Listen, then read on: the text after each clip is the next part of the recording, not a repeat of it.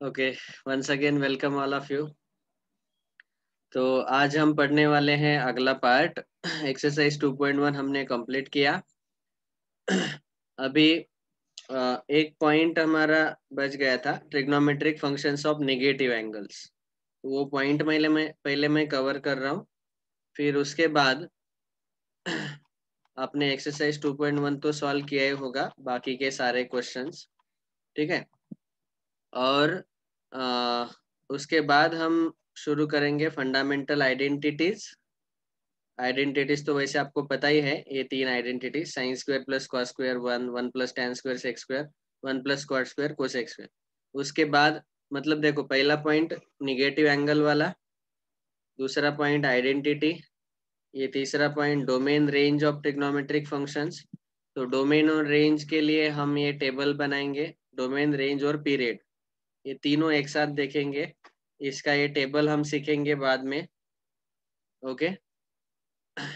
और ये सब होने के बाद ग्राफ देखेंगे। ऑफ कोर्स पहले मैं ग्राफ ही बताता हूँ, ग्राफ में ही मैं डोमेन रेंज और पीरियड तीनों एक साथ बता दूंगा। ओके। 6 के 6 ट्रिग्नोमेट्रिक फंक्शन जो है हमारे, sine cos tan sec cosec cot, इनका ग्राफ। तो ये सब होने के बाद हम डिस्कस करेंगे अगला एक्सरसाइज। उसके लिए और एक पॉइंट है पोलर कोऑर्डिनेट सिस्टम। तो ये 4-5 पॉइंट है अभी। तो अगले 2-3 लेक्चर में थियरी चलेगा और उसके बाद हमारा एक्सरसाइज 2.2 स्टार्ट होगा। ठीक है। ऑफ कोर्स मैं जैसे जैसे पॉइंट खत्म होता है वैसे वैसे आपको बताते जाऊंगा कि कौन कौन से क्वेश्चन अभी आप सॉल्व कर सकते हैं। ओके। तो ये तो था बहुत ही आसान तरीके से मैंने बताया कि ये सारे सब टॉपिक हमें पढ़ने हैं एक्सरसाइज 2.2 के लिए। ठीक है। तो सबसे पहले आज हम डिस्कस कर रहे हैं trigonometric ratios of negative angles. Okay. तो सब लोग हेडिंग दे दो अभी अगला, ट्रिग्नोमेट्रिक रेशियोज। रेशियोज बोलो या फंक्शन बोलो, trigonometric functions of negative angles. Negative angles ये बहुत इंपॉर्टेंट है। ये ट्रिग्नोमेट्री पार्ट 2 में भी हमें काम आएगा। ट्रिग्नोमेट्री पार्ट 2 मतलब अगला तीसरा चैप्टर, उसमें नेगेटिव एंगल वाला काम आएगा। तो अभी अच्छे से समझ लो। देखो, अगर मैंने एंगल पॉजिटिव लिया तो वो हम एंटी क्लॉकवाइज रोटेट करते हैं, और नेगेटिव लिया तो हम क्लॉकवाइज रोटेशन लेते हैं, ये आपको पता है। तो अगर मैंने समझो एक एंगल लिया, एंगल ए ओ पी, जो है पॉजिटिव थीटा। ठीक है। और दूसरा समझो मैंने एंगल लिया, एंगल ए ओ क्यू, वो लिया निगेटिव थीटा। रोटेशन उतना ही है थीटा। ओके। लेकिन अभी निगेटिव है तो रोटेशन हमें क्लॉकवाइज करना पड़ेगा। तो इसके दोनों के डायग्राम एक साथ ड्रॉ कर रहा हूं मैं साइड में। देखो इसका डायग्राम कैसे आएगा। यहाँ पे आएगा y एक्सिस, यहाँ पे आएगा x एक्सिस। अभी समझो हमारा जो एंगल AOP है ये ऐसा है, एंगल AOP। ऑफ कोर्स एक ऐसा है, इसके P के कोऑर्डिनेट्स हम XY लेते हैं, टर्मिनल रे पे जो पॉइंट रहता है, याद है ना। और ये जो एंगल है ये पॉजिटिव है, इसलिए ऐसा रोटेशन आएगा एंटी क्लॉकवाइज, और इसका मेजरमेंट है थीटा। इनिशियल रे हमारा OA रहता है जो कि पॉजिटिव एक्स एक्सिस पे रहता है, वो आपको पता ही है। और वहां से रोटेट करते वक्त हमने एंगल थीटा लिया पॉजिटिव। अभी अगर मुझे एंगल AOQ लेना है तो इसका इनिशियल रे फिर से वही रहेगा, पॉजिटिव एक्सिस ही इनिशियल रे रहता है, क्योंकि हमें सारे एंगल के इनिशियल रे पॉजिटिव एक्स एक्सिस पे ही लेना है, क्योंकि सारे एंगल स्टैंडर्ड एंगल लेने हैं। तो लेकिन अभी रोटेशन कैसा होगा, क्लॉकवाइज। तो इसको अगर ऐसे क्लॉकवाइज रोटेट किया तो ये वाला एंगल जो है ये आएगा माइनस थीटा, और एरो यहाँ पे स्टॉप होगा, और ये एंगल क्या रहेगा, AOQ। अभी इसके कोऑर्डिनेट्स क्या आएंगे, कौन बोलेगा।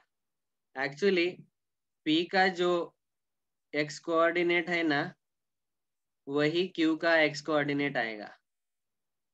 खाली y कोऑर्डिनेट जो है, ये जो हाइट रहता है ना y कोऑर्डिनेट, x कोऑर्डिनेट मतलब ये हॉरिजॉन्टल डिस्टेंस, तो p और q दोनों का x कोऑर्डिनेट x ही रहेगा, पॉजिटिव x, क्योंकि दोनों p जो है फर्स्ट क्वाड्रेंट में है तो उसका x कोऑर्डिनेट जो पॉजिटिव है, और q फोर्थ क्वाड्रेंट में है, फोर्थ क्वाड्रेंट में भी उसका x कोऑर्डिनेट पॉजिटिव ही रहेगा। खाली y कोऑर्डिनेट जो है हाइट दोनों का सेम रहेगा हाइट, लेकिन p फर्स्ट क्वाड्रेंट में है इसलिए y पॉजिटिव आया और यहाँ पे y निगेटिव आएगा, -y आएगा। इतना समझ में आया? मतलब जब हम एंगल निगेटिव थीटा लेते हैं, हमारा क्या डिस्कशन चल रहा है, निगेटिव एंगल्स, तो निगेटिव एंगल्स का जो टर्मिनल रे पे पॉइंट रहता है उसके कोऑर्डिनेट्स क्या आते हैं, x, -y। तो उसके कारण क्या होगा, अभी जब हम sine theta cos, sine of, पहला साइन ऑफ निगेटिव थीटा अगर मुझे फाइंड करना है तो वो क्या मिलेगा मुझे, आपको पता है साइन निगेटिव थीटा मतलब उस पॉइंट का, पॉइंट क्यू का हमें y कोऑर्डिनेट लेना है अपॉन 1, याद है ना, y अपॉन 1 आता है, यहाँ पे -y अपॉन 1 आएगा, मतलब निगेटिव y आया। और ये जो निगेटिव y है ना, ये माइनस साइन मैं यहीं पे रखता हूँ, और y अपॉन 1 जो है, ये जो y अपॉन 1 जो है ना, y अपॉन 1 को हम साइन ऑफ थीटा लिख सकते हैं, याद है ना।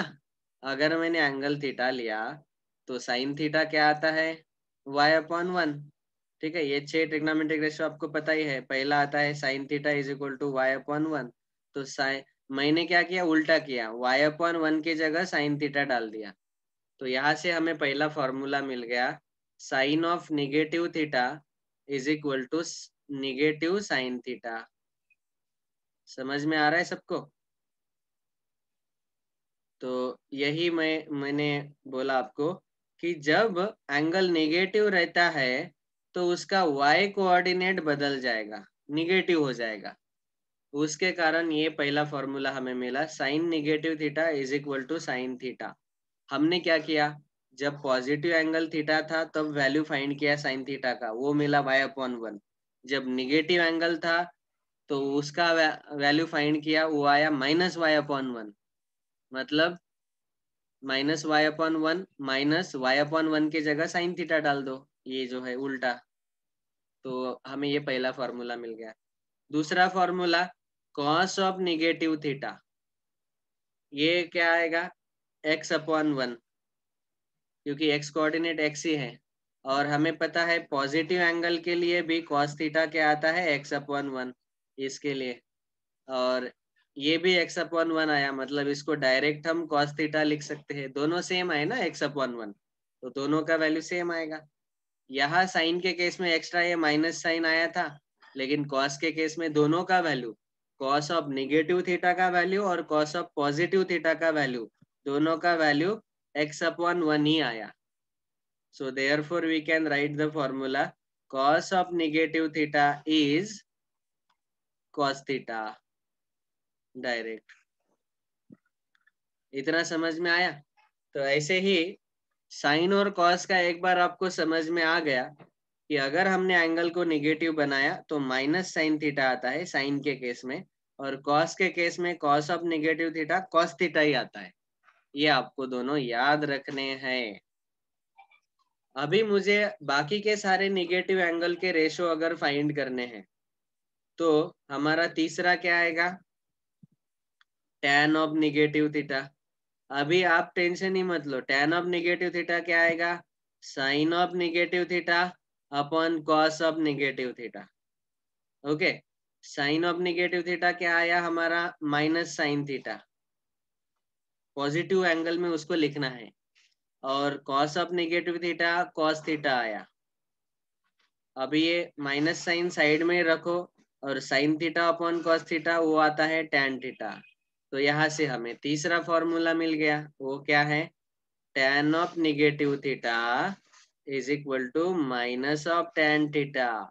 ये साइन थीटा जैसे ही आया, sine of negative theta is minus sine theta, tan of negative theta is minus tan theta, ऐसे। तो ये तीसरा फॉर्मूला हो गया। ओके, तो पहला, दूसरा, तीसरा। वैसे अगर ये तीनों समझ में आए तो अभी इनके रेसिप्रोकल वाले डिस्कस करते हैं। कोसेक नेगेटिव थीटा, तो नंबर 4 कोसेक नेगेटिव थीटा, उसको हम लिख सकते हैं 1/sin of negative theta. Cosec को 1/sin लिख सकते हैं ना। अभी साइन नेगेटिव थीटा को हमें पॉजिटिव थीटा में कन्वर्ट करना है, तो साइन नेगेटिव थीटा का फॉर्मूला क्या आया था, माइनस साइन थीटा। तो डिनोमिनेटर में आएगा माइनस साइन थीटा। अभी ये माइनस साइन बाजू में रखो, और 1/sin को हम लिख सकते हैं कोसेक, उल्टा भी लिख सकते हैं ना। तो ये हुआ cosec minus theta is minus cosec theta. ये हुआ अगला formula, cosec minus theta is equal to minus of cosec theta. Okay, यहाँ से मैं फाइनल कंक्लूजन बताऊंगा 6 के 6 फॉर्मूले होने के बाद, कि किन के लिए साइन सेम रहता है और किन के लिए साइन चेंज होता है। बाद में सेक ऑफ नेगेटिव थीटा वो आ जाएगा 1/cos ऑफ नेगेटिव थीटा, और वो आ जाएगा 1/cos थीटा, क्योंकि cos minus theta cos theta ही आता है। 1/cos थीटा को हम लिख सकते हैं सेक थीटा। अभी sec of minus theta is equal to sec theta, direct, यहाँ माइनस साइन नहीं आया। और final last, cot of negative theta is equal to 1/tan of negative theta. tan negative theta क्या आता है, माइनस ऑफ tan थीटा आता है। तीसरा फॉर्मूला याद करो, और ये माइनस साइन साइड में ले लिया। 1/tan को हम लिख सकते हैं कॉट थीटा। तो यहाँ से हम बोल सकते हैं कि कॉट ऑफ नेगेटिव थीटा क्या आया, negative cot theta.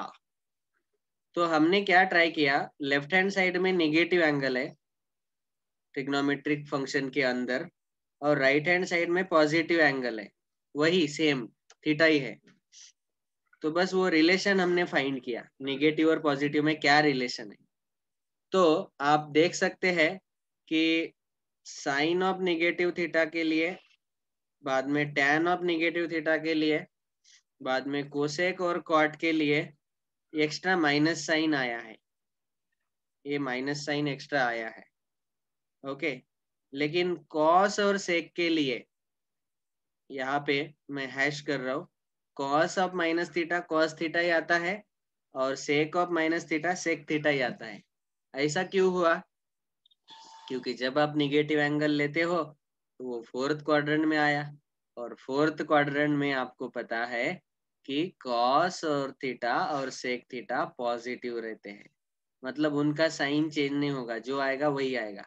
Cos of negative theta cos theta आएगा, और sec of negative theta sec theta आएगा। लेकिन बाकी के फॉर्मूले क्या है, sine of minus theta is minus sine theta, tan of minus theta is minus tan theta, minus sine बाहर लेना है। Cosec of minus theta is minus cosec theta, cot of minus theta is minus cot theta. ये याद रखो, समझ में आया सबको। तो ये हुआ हमारा पहला part, trigonometric ratios of negative angles. अभी अगला पार्ट हम डिस्कस कर रहे हैं, ये हुआ था पहला heading, trigonometric functions of negative angles. अगला पार्ट हम डिस्कस कर रहे हैं फंडामेंटल आइडेंटिटीज। ये ऑलरेडी हमने डिस्कस किए हैं, उसके हमने 21 फॉर्मूले भी लिखे हैं, आपको 10वीं में भी ये थे फंडामेंटल आइडेंटिटीज। तो सबसे पहला आइडेंटिटी हमारा क्या आता है, sine square theta plus cos square theta is equal to 1।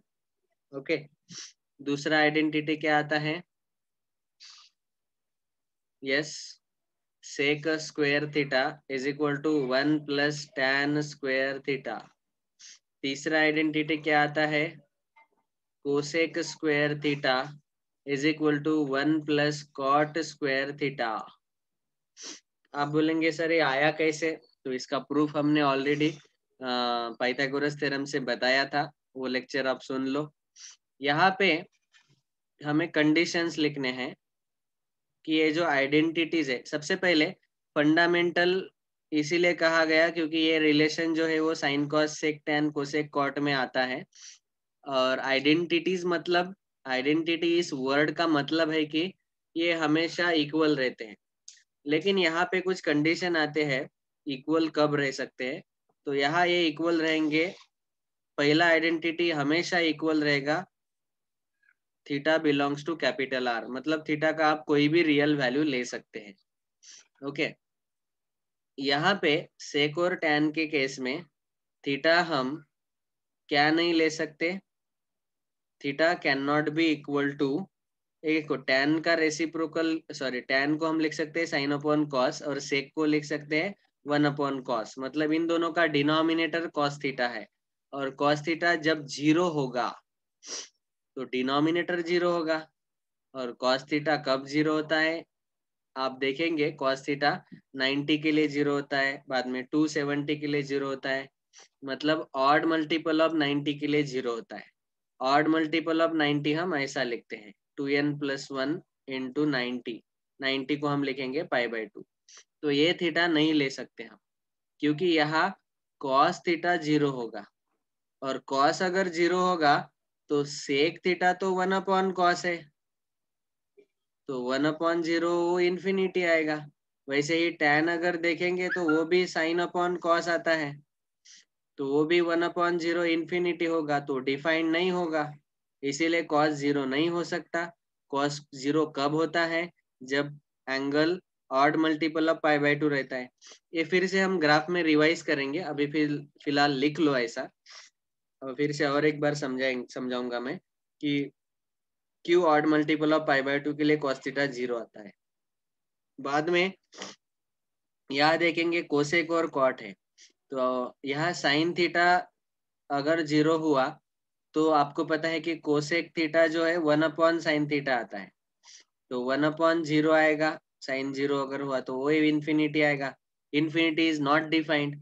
वैसे ही कॉट क्या आता है, cos theta upon sine theta आता है, तो अपॉन में जीरो आया तो इन्फिनिटी हो जाएगा ये, तो ये डिफाइंड नहीं होगा, तो इसीलिए साइन थीटा जीरो नहीं लेना चाहिए। वो तो साइन जीरो कब होता है, तो साइन जीरो कब होता है, वो होता है इवन मल्टीपल ऑफ π/2 के साथ। या 2 कैंसिल भी कर सकते हैं और स्ट्रेट बोल सकते हैं अगर n पाई होगा, इंटीजर मल्टीपल ऑफ पाई। यहाँ पे n है, n belongs to capital I मतलब इंटीजर। ओके, n इंटीजर है। 2n+1 का मतलब होता है ऑड मल्टीपल, आपको पता है ये ऑड नंबर आता है। और n मतलब होता है डायरेक्टली इंटीजर, और 2n का मतलब होता है इवन मल्टीपल। ठीक है, तो ये कंडीशन आप फिलहाल अभी लिख लो, और डिटेल में ये कंडीशन हम बाद में देखने वाले हैं जब हम डोमेन, रेंज और पीरियड ट्रिग्नोमेट्री फंक्शन का देखेंगे, तब आपको और अच्छे से समझ में आएगा। ओके, तो ये तीनों फंडामेंटल आइडेंटिटीज है, ये लिख लो अच्छे से। और एक कंडीशन भी अभी लिख लो, ये कंडीशन हमें याद रखने हैं। ठीक है, यहाँ थीटा का कंडीशन n पाई आता है। चलो, थैंक यू।